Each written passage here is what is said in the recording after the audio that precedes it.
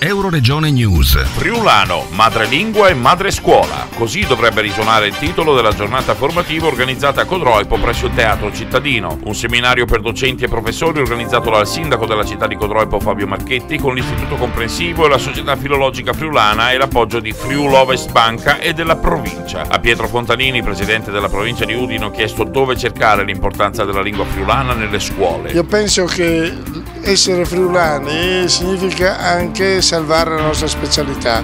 Siamo una regione che è messa in discussione per quanto riguarda la sua specialità e noi possiamo mantenere questo status che qualcuno dice un privilegio, secondo me è una condizione storica che noi abbiamo sempre avuto perché proprio vivono le minoranze linguistiche, in particolare una delle più numerose d'Italia che è quella friulana. Ecco perché il Friuli deve essere ancora una regione a statuto speciale e la lingua, la nostra lingua madre, per me il friulano è la lingua madre, deve continuare a essere insegnato e essere diffuso e appreso da chi magari non ha avuto la fortuna che la propria madre o il proprio padre parlasse con lui esprimendosi in lingua friulana. Dal Medio Friuli per Euroregione News, Marco Mascioli. I nostri servizi sono disponibili su internet all'indirizzo www.euroregionenews.eu.